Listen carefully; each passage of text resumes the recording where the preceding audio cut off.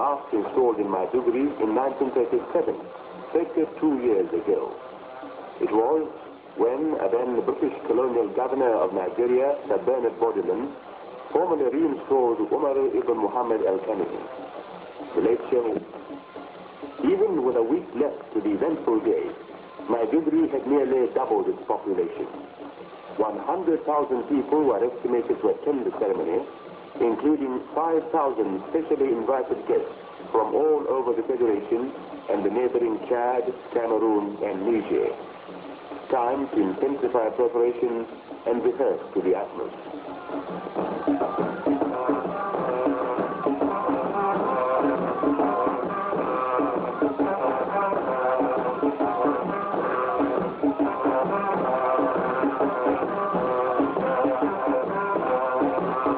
This was to be the event to surpass all others. Another rare opportunity, a privilege to partake in displaying the splendors of Bornu and recall the rich culture of the historic Bornu Empire.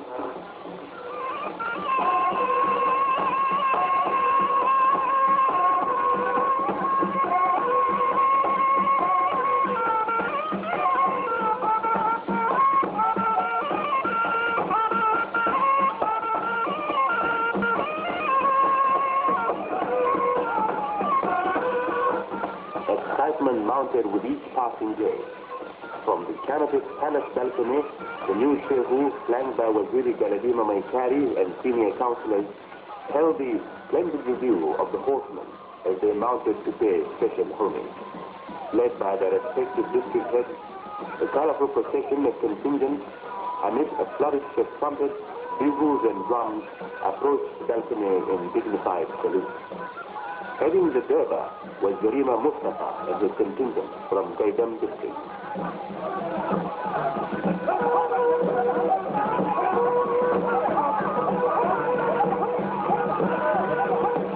The simple and orderly performance by the riders from the small district of Messina did not pass unnoticed.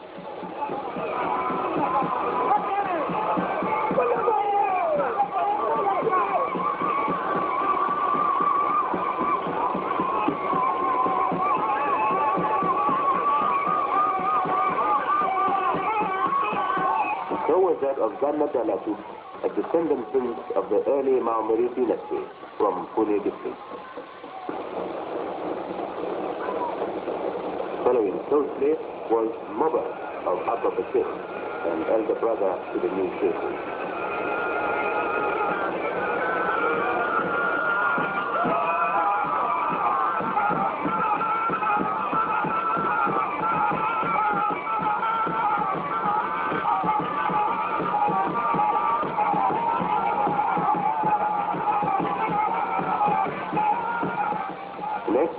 Zanna Ballama Bukar's charming riders from Borsari.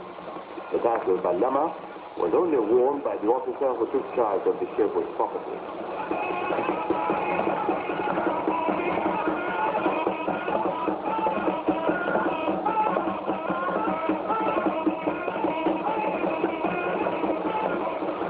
Topping the list of the costly costume was Guru, a rich district in the Emirates.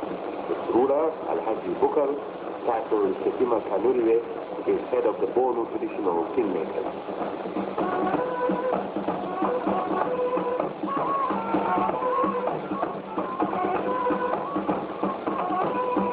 The troop of Khaygama Zubairu offered a study in valor. The Khaygama was himself a symbol of that courage and bravery only befitting a field marshal, as this title carried in the early Kanem dynasty.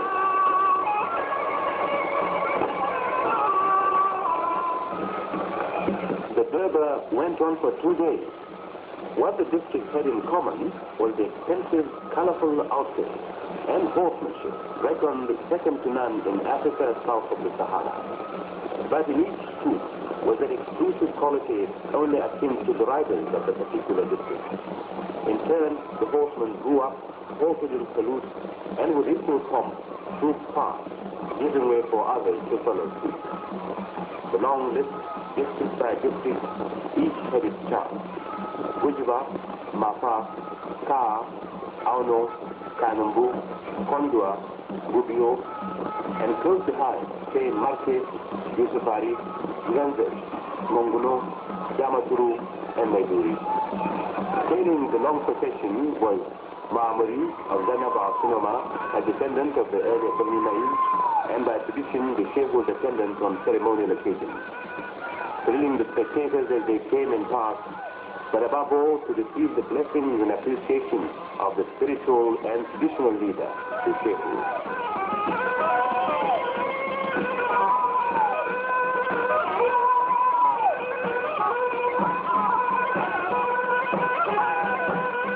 In other quarters of the city, the music and dancing groups kept busy rehearsing their parts.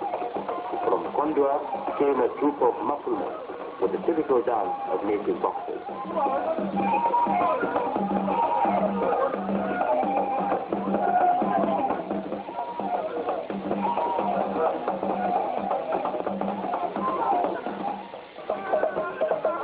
The rhythmic blend of xylophones, wind instruments, and chorus singing was sweet music to the gracious movement of guest dancers from view.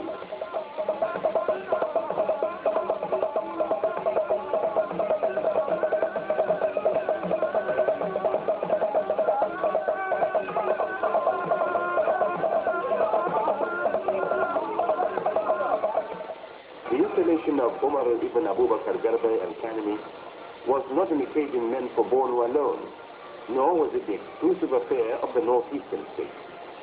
Special flights emptied invitees from more distant places.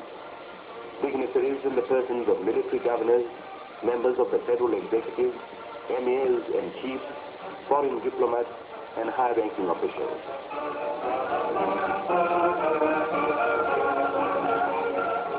Brigadier Debayo, Western State Military Governor, took a salute on behalf of his guest counterparts. Lance-bearing mounted policemen and outriders escorted the host governor, Colonel Musa Usman, into the since crowded ground. For the young colonel, the Shehu's installation was to be his most important civic duty since assuming the office of military governor of northeastern states. Never before in recent memory had Maiduguri played host to a gathering of such magnitude and of the eminent. Lagos, the federal capital, over 1,000 miles away, had almost emptied itself of its important dignitaries, including the top brass in the armed forces. The Oba of Lagos, Adeyinka Oyeko II, came in person. At the head of the diplomatic service was Sir David Hunt, the outgoing British High Commissioner. The head of state, General Yakubu Gawan, unable to attend, dispatched a special message to the Shehu. Ceremony proper commenced with an enactment, traditional style, of installing a Shehu. It was staged in the field for the benefit of the visiting audience.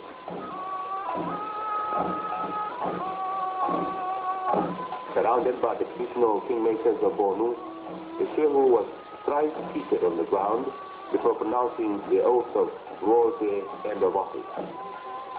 Pledging to rule with justice and fair play, to uphold the dignity and tradition and of the throne, the Shehu was then turbaned and cloaked with the Al-Keba, a symbol for his highness, or of his majesty, were it in the days when Bornu Empire was under the guiding hand of the May king.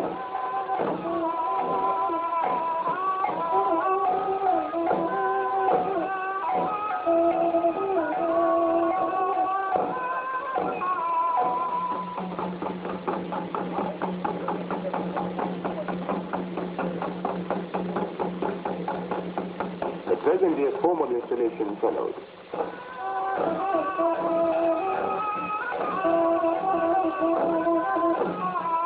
Imam Asirus, the most senior Muslim leader in the city, conducted the Shehu's oath of allegiance on the Holy Quran. The governor then delivered the customary installation speech, reminding the new Shehu of the qualities and responsibilities expected of a traditional ruler and the spiritual head that he now was, and of the exacting and onerous task he had to face in a socially advancing society. He presented Shehu Abubakar Garbai with the warrant of appointment and staff of office of a first-class chief. After receiving the congratulations from among the high close by, he responded to their address. He declared his acceptance of the conditions specified in the governor's address and to all that he had earlier solemnly sworn to on the Holy Quran. The Waziri of Bornu translated the Shehu's reply. His councillors came and paid their respects.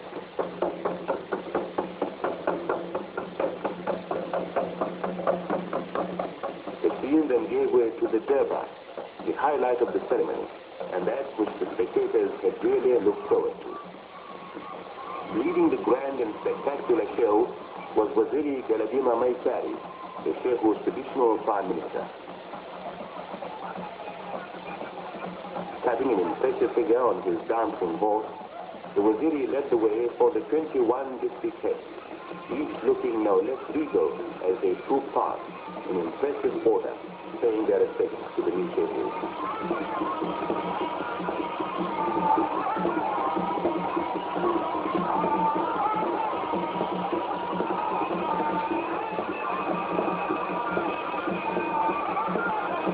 What an exalted variety of lights and sounds.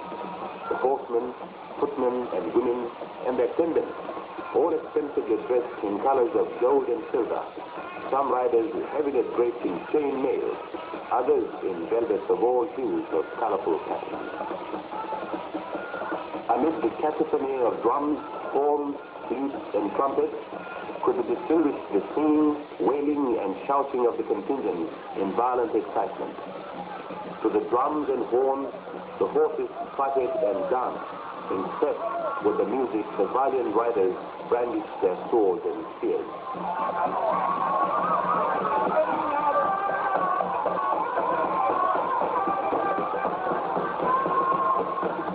In silver alone, the cost of ornamenting a horse ranged between 1,000 and 2,000 pounds. The expensive embroidered garments of the riders originated from North African countries, Egypt or the Sudan. The Garbai was a manifestation of the influence of traditional institutions, and in the state of Bornu, this institution dates back through the Mami and Sayfawa dynasties to the 10th century, when the old empire was at its height, spreading its influence across the greater part of the Sahara and the Sudan.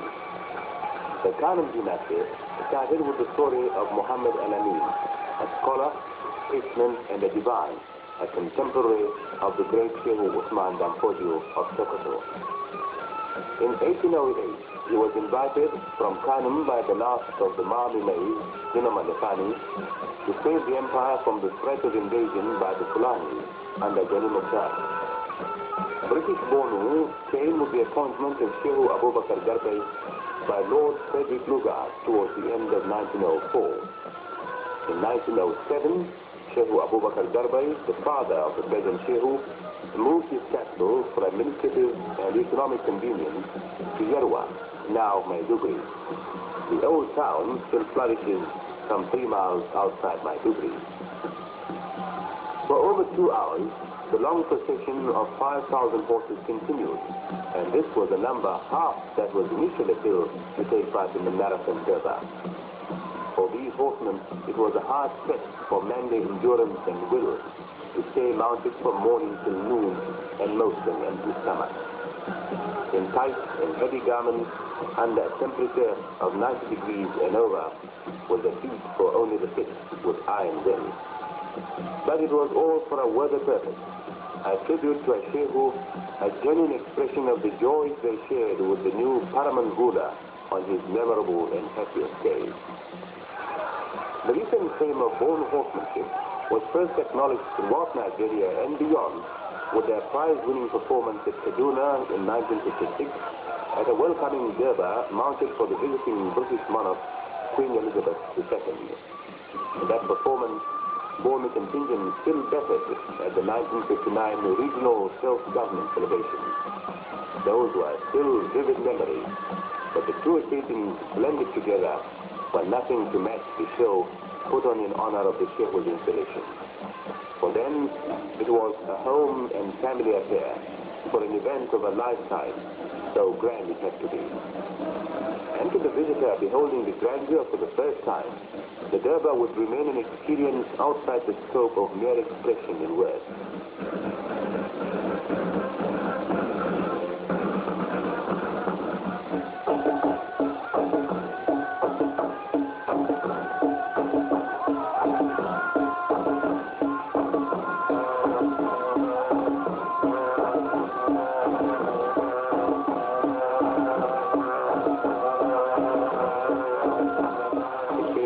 Accompanied by his mounted force, progressed through the town to the palace, showered by the cheers of hundreds and thousands lining the processional route. It had not been for him a short cut to the throne of Shehu. Born in 1919, the 18th child and now youngest of 6 surviving sons, Umar ibn Abubakar Garbai had been a teacher, headmaster, and school manager for 9 years before his appointment as a village head of Damagum in 1943. He attended the Institute of Administration Zaria, followed by a 6-month course in local government at Oxford University in 1954. On his return from the United Kingdom, he was promoted as district head. On the death of his uncle and predecessor, Umar Sandakura Abubakar Garbai Al-Amin Elkanemi was appointed the Shehu on March 29, 1968, a spiritual leader and paramount ruler of the nearly 2 million people of the Bornu Emirate.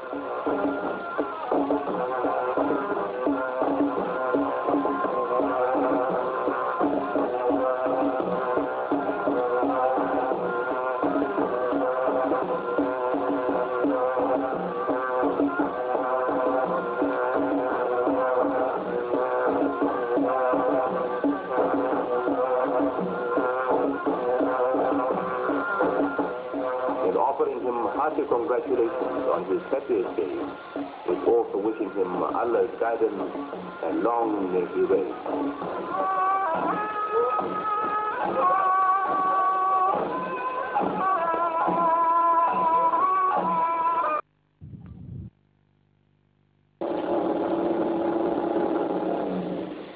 The motorboat gets them there quickly and easily.